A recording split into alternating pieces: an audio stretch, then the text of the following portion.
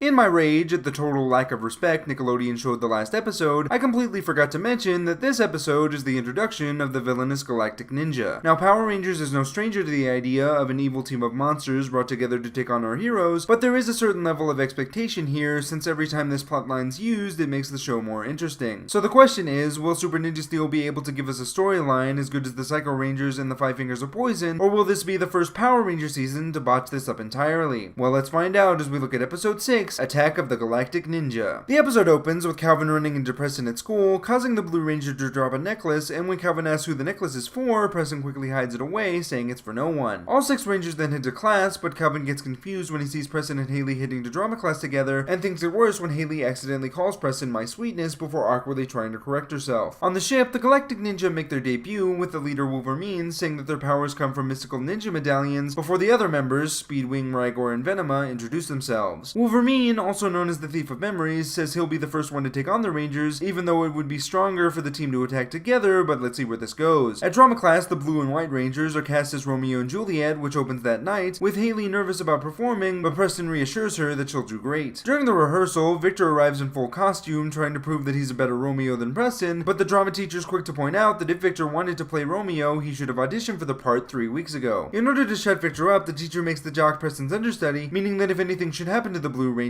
Victor gets to play Romeo. Once everyone leaves, Victor and Monty plot Presto's disappearing act for the show, when we cut to Preston and Haley meeting with the others, where Calvin notices his girlfriend wearing Preston's necklace. The White Ranger says that the necklace is her mother's, before telling the others that she and Preston have homework to do, and later, Lee Vaden sees Calvin not eating, which apparently is cause for alarm. Out of nowhere, Sarah asks if everything's okay with the Yellow Ranger's relationship, leading to Calvin telling the others about all the weird stuff he's been seeing between Preston and Haley. Lee Vaden notices Preston and Haley in the distance, so Sarah forces Calvin to confront Haley and talk things out. Oh.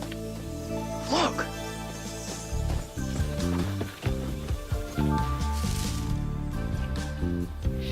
I thank thee kindly, brave Romeo. She kissed him. How could she? Now do you think I'm crazy? Can't believe it. That was great! Yeah? That was Look out! Surprise! Well, that just went from bad to worse. The other Rangers try to help Preston and Haley, only to discover that Wolverine took their memories, and when Brody tries to take on the monster alone, his memories are taken as well. The remaining Rangers step up as Wolverine introduces himself, saying that he'll take their memories as well, but Lee Vaden says his memories won't be stolen again before the 3 morph into action. Wolverine calls on Foxbots to attack, because we definitely needed more foot soldiers in this show, and as the Gold Ranger fights off the new bots, Sarah and Calvin take on the main monster. During the fight, Sarah pushes Calvin out of the way, resulting in her memories being taken instead, but Wolverine warns the Yellow Ranger that he'll soon end up like his friends before leaving. After Lee Vaden takes out the Foxbots by himself, he and Calvin take the rest of the team back to shop class, when we cut to Monty showing Victor his plan for getting rid of Preston. Using a soundproof crate from South Africa, Monty intends to mail Preston to his house, saying he's already called a courier to pick up the crate, but when Victor activates the spring-loaded door, the duo's trapped inside, just as the courier shows up, with Preston's address falling off the crate, so it's sent back to Africa. At shop class, Mick analyzes the affected Rangers, saying that everything appears to be fine despite the amnesia, but as Lee Vaden tries to teach them ninja moves, Calvin's still stressing over the idea of Haley cheating on him. Using his signature brand of teaching, Mick helps Calvin realize that he shouldn't jump to conclusions before talking to Haley, and once Lee Vaden comes back saying he can't teach the teens, Calvin says he has a plan to get their memories back. Okay, so first you'll hit Wolverine with your blaster. Right. And then you'll come in and get the memory orbs back. Yeah. All we need is the element of surprise. Too late! The Scarecrow technique! Those Earth ninjas tricked me! And we're not done yet. Element Star, Force Attack! No! Not the memory orbs! Rick! Give those back!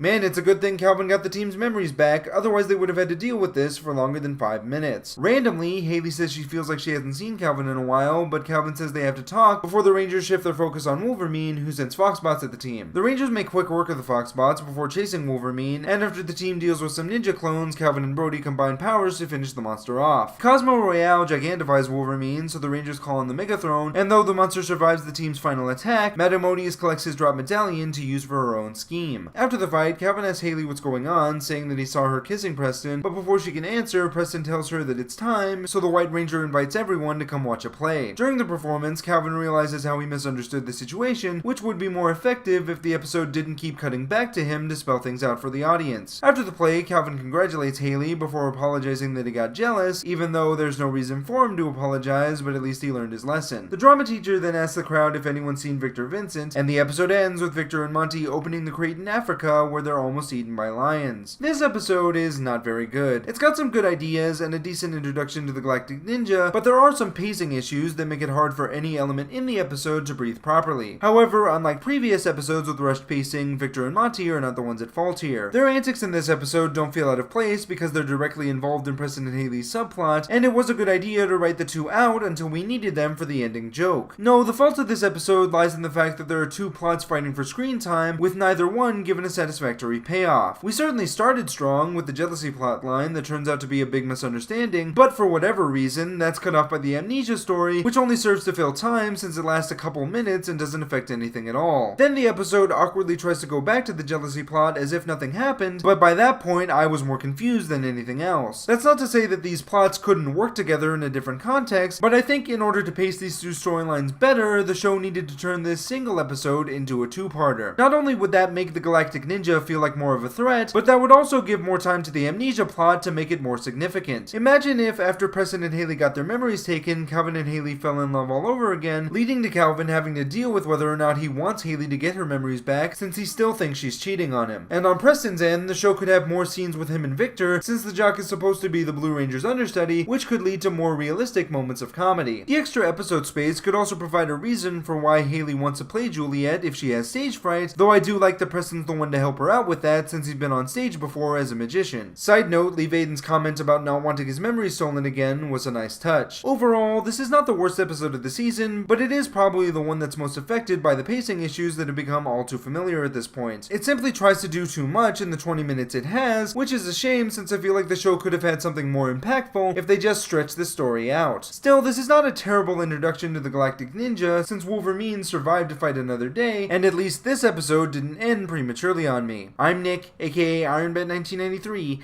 and may the power protect you. Please subscribe for reviews of Ninja Steel, Super Ninja Steel. Also check out Dino Charge Reviews too, episode reviews. Also there's Ninja Go, and I've got a Patreon. Go!